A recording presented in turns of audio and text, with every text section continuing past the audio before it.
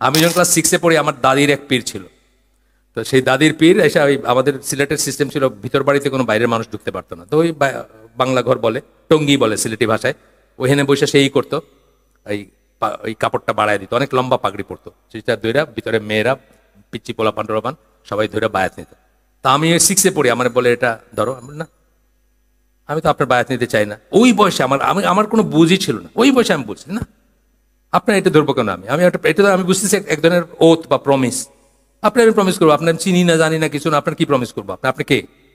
আমার দাদি খুব মাইন্ড করছিল, তার অন্যান্য সব নাতিরা খুব কায় মনে কাজটা করছে। এই নাতি ঢাকায় থাকলে এরকমই হয়, বা মানে যাই হোক বাপে ইংলিশ মিডিয়াম স্কুলে পড়াইছে এই জন্য এরকম হয়েছে, এই ধরনের কোনো একটা ইমপ্রেশন ছিল হয়তো ওনার, কিন্তু আমি সেটা করি নাই। আমাদের বিশ্বাস বা আকিদা অনুযায়ী আমাদের উপরে সেই লিডারই দেওয়া হয় যেটা আমরা ডিজার্ভ করি। আজকে যে মাহমুদ বিন সালমান সৌদিদের উপরে আসছে, বোঝাই তো যাইতেছে যে তাদের মনের ভিতরে কামনা বাসনা আরাধ্য বিষয় ছিল এগুলা, নাচ গান, ওয়ে পাইতেছিল না, আল্লাহ তাআলা তাদের উপরে ওরে বসাইছেন। সেই আমাদের বুঝ হচ্ছে লিডার হবে আমাদের অনুপাতে হবে, আর পশ্চিমা বা ডেমোক্রেসির বুঝ হচ্ছে একটা লিডার বসায় দিলে বাকি সব ঠিক হয়ে যাবে। আমরা কিন্তু সেটা মনে করি।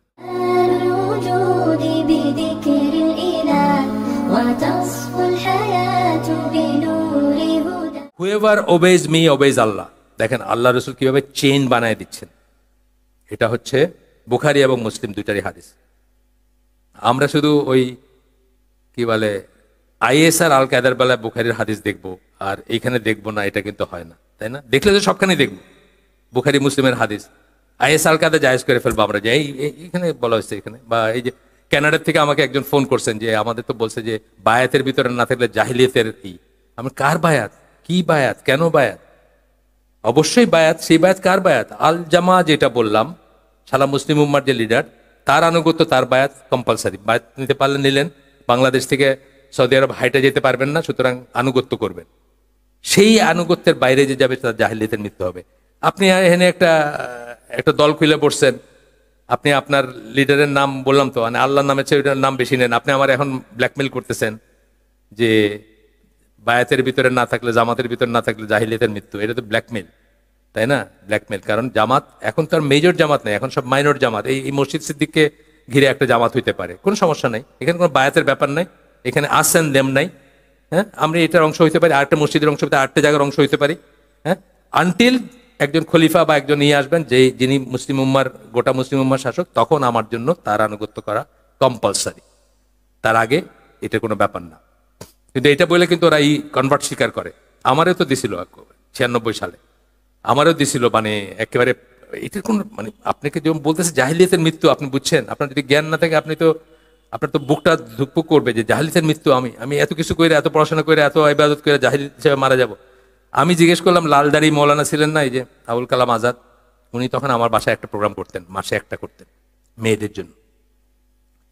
আমি ওনার জিজ্ঞেস করলাম এটা কি সত্যি নাকি? বলে না, কি উনি তো এক্স জামাতে ইসলাম। না নাকি, এটা তো মানে আল জামাতের জন্য প্রযোজ্য, এটা তো ইসের জন্য প্রযোজ্য না।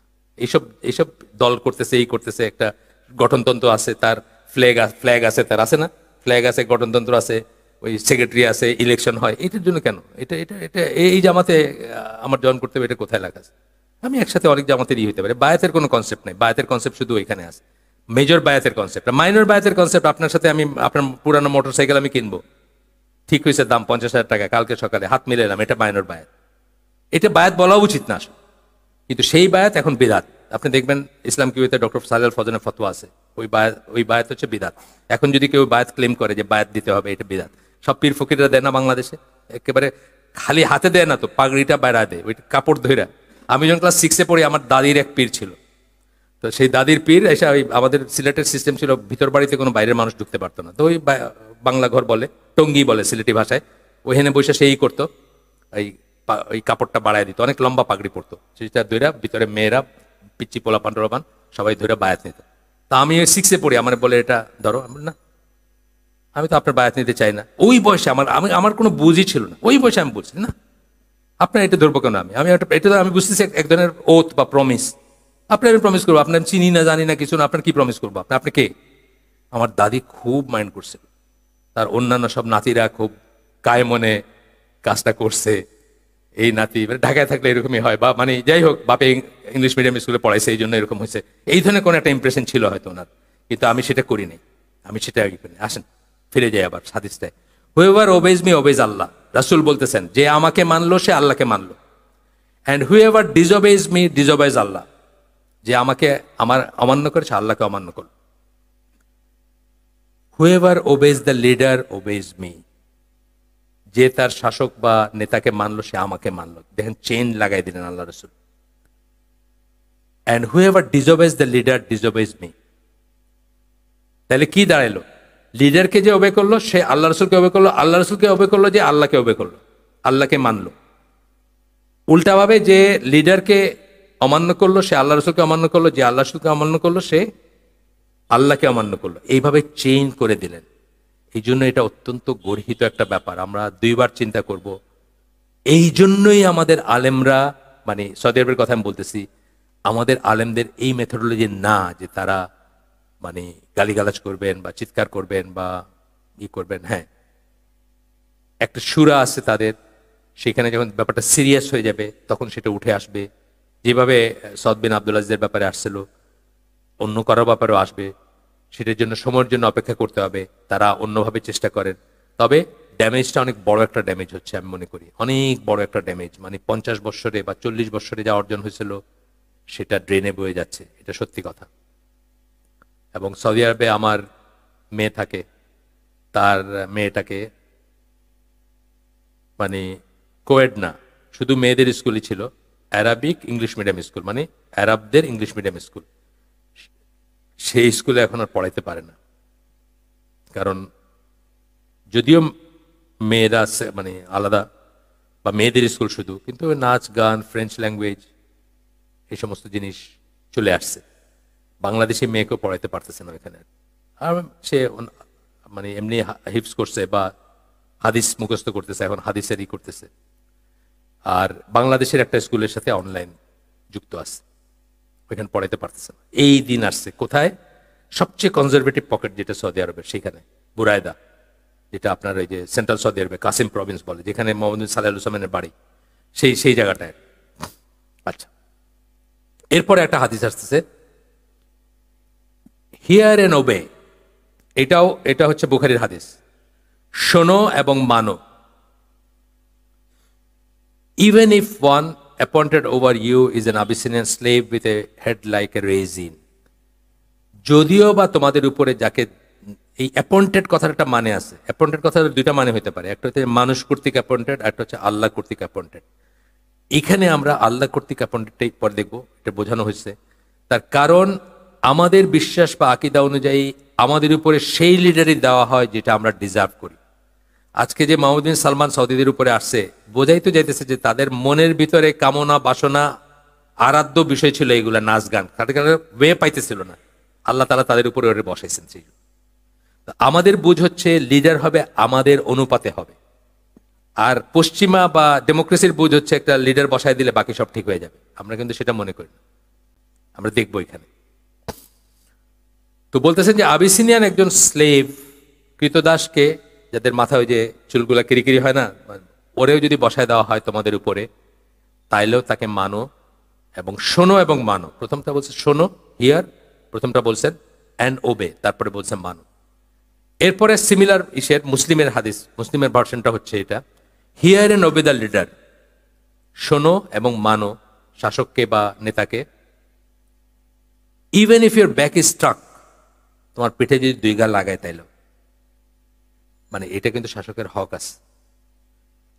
আপনার একটা জমি, আপনার জান জমি একটা, ধরেন সারা জীবনের সঞ্চয় নিয়ে কিনছেন, এখন শাসক বলতেছে এই দিক দিয়ে রাস্তাটা গেলে ভালো হবে, জমিটা দিয়ে দেন, আপনি দিয়ে দিতে হবে। এটা ইসলামের নিয়ম, আপনার অপছন্দ হইলো, এটা ইসলামের নিয়ম। এবং আপনার রাইট আল্লাহর কাছে আপনি ক্লেম করবেন, তাকে তার রাইট দিয়ে দিবেন, এটা তার রাইট। আপনি জানেন বেলাল রাদিয়াল্লাহু আনহুর জমি ওমর রাদিয়াল্লাহু আনহু নিয়ে নিয়েছিলেন, পতিত ছিল জমি, কিছু করেন নাই, উনি চলে গেছিলেন মদিনা থেকে। তো বলছেন তুমি কিছু করলে করো না, কিন্তু নিয়ে নিব। উনি বিশ্বাস করেন না, উনি বলছেন যে রাসূল সাল্লাল্লাহু আলাইহি ওয়াসাল্লাম আমাকে দিছেন আর আপনি নিয়ে নেবেন। মানে হ্যাঁ, তোমার একটা পতিত পড়ে থাকলে বোঝা যাবে যে তোমার একটা দরকার নেই। যে কোনো আমাদের কত পতিত জমি আছে না, বড় লোকরা শত শত বিঘা জমি কিনে রাখছে না, আমি চিনি 150 বিঘা 200 বিঘা 65 বিঘা কিনে রাখছে, একটা লোক আছে চারিদিকে ওয়াল দিয়ে রাখছে, একটা লোক আছে বসায় রাখছে, বাস শেষ। কবে ইউজ করবে হয়তো তার জীবনেই কোনোদিন ইউজ করা হবে না, তার ছেলেও না, তার ছেলে হয়তো করবে, আমি জানি সেটা। তো এই ব্যাপারটা আর কি, যে বলতেছেন যে hear and obey the leader, শোনো এবং ই করো, মানো। Even if your back is struck and your wealth is taken, hear and obey. তোমার পিঠে যদি দুই ঘা লাগায় আর তোমার যদি সম্পদ নিয়ে নেয়, যেমন জমি নিয়ে নিল, অধিগ্রহণ করলো, তবু আপনাকে মানতে হবে। এখানে এটা কিন্তু ইসলামিক। কিন্তু আমরা কি এটা এটা জানি? আমরা জানিও না, এটা মানিও না। আমরা সত্যি কথা যে মানে আপনি আপনার একটা বসত বাড়ি বা অনেক অনেক ইসে আপনার একটা জমি করছেন, গভর্নমেন্টে এখানে একটা হাইওয়ে বানাবে, বললো যে এই জমিটা অধিগ্রহণ করবে। আপনি পারলে প্রথম দিন তো আপনি ওইটা লোকটা মারবেন, যে লোক গিয়ে মাপামাপি করতে গেছে। তারপরের দিন আস্তে আস্তে আপনি কেসের দিকে যাবেন, এটা করবেন ওটা করবেন, এবং অনেক সময় কাজেও হয়। কিন্তু অ্যাটিচিউডটা ঠিক না। অ্যাটিচিউডটা কি ছিল? যে মুসলিম লিডার যদি চায় ওর ওয়েলফেয়ারের জন্য আমার সম্পদ সত্যি আমাকে দিয়ে দিতে হবে। এরপরে হাদিস, এটা মুসলিমের হাদিস, whoever dislike something about his leader, যে তার শাসক সম্বন্ধে কিছু অপছন্দ করে, আমরা অপছন্দ করতেই পারি। আমরা কি সব পছন্দ করি? সব করি না। ইভেন সৌদি আরবে যেটা বললাম, সৌদি আরবে কি সব পছন্দ করে না? করে না। বহু মানুষ আছে করে না। কিন্তু বলতেছেন whoever dislike something about his leader let him bear that with patience, সেই জন্য ধৈর্য ধারণ করে। আল্লাহ রসুলের কথা এগুলো। এই কথার মিনিং সৌদি আলমরা বোঝেন, আমরা বুঝি না, কারণ আমরা এগুলো পড়িও নাই, শিখিও নাই। আমরা তো ইউটিউব জিহাদ, ইউটিউবে 10টা-5টা ভিডিও দেখা বাস আইএস বা আল কায়দা। আমার কেন? আমার আনোয়ার আলীকে খুব ভাল লাগে, ভাল লাগা হলো আমাদের দলিল। আনোয়ার আলীকে কথা খুব ভাল লাগে, সো আমি চললাম জান দিতে আর কি। আছে না ইয়াং জেনারেশন? আছে। আমি অনেক মানুষকে চিনি, রাতের পর রাত শুধু ভিডিও দেখছে, তার সমস্ত জ্ঞান হচ্ছে ভিডিও, এর বাইরে কোনো জ্ঞান নেই তার। Let him bear with patience, সেই জন্য ধৈর্য ধারণ করে। For there is no one who rebels against the leader, এমন কেউ নাই যে মুসলিম শাসকের এগেনস্টে বিদ্রোহ করবে। ইন দ্য স্লাইটেস্ট, সামান্যতম বিদ্রোহ করবে। And dies in that state, এবং ওই অবস্থায় মারা যাবে। But he has died the death of জাহেলিয়া, সে জাহেলি যুগের মৃত্যুবরণ করবে। মুসলিম লিডারের এগেনস্টে যে বিদ্রোহ করবে, স্লাইটেস্ট, সামান্যতম। এই জন্য সমালোচনা এবং বিদ্রোহকে কিন্তু আলাদা করে দেখতে হবে। বিদ্রোহের তো প্রশ্নই ওঠে না। সমালোচনা বা প্রোটেস্ট আর বিদ্রোহ কিন্তু আলাদা জিনিস। আপনি মনে করেন, আমরা পড়বো পরে যে ওই হাদিসটা পড়বো, যে প্রোটেস্ট করলো সে সঠিক কাজটা করলো, যে মনে মনে ঘৃণা করলো সে বেঁচে গেল, আর যে বাহবা দিল বা ওইটার সাথে মানে একত্র হইলো, ওই সে ধ্বংস হয়ে গেল। ওইটা আমরা পড়বো। কিন্তু ওইখানে কিন্তু বলেন নাই, বিদ্রোহ বলেন নাই, প্রশ্নই উঠে না কোন। আপনি দেখেন 3জন ইমামের কথা, 4জনের ভিতর 3জনের উদাহরণ দিলাম আমি, 3জনই অত্যাচারিত হয়েছেন শাসকের হাতে, কিন্তু বিদ্রোহ করেন নাই কখন। জামালুল উজুদি বিযিকরিল ইলাহ ওয়া তাসফুল হায়াতু বিনূর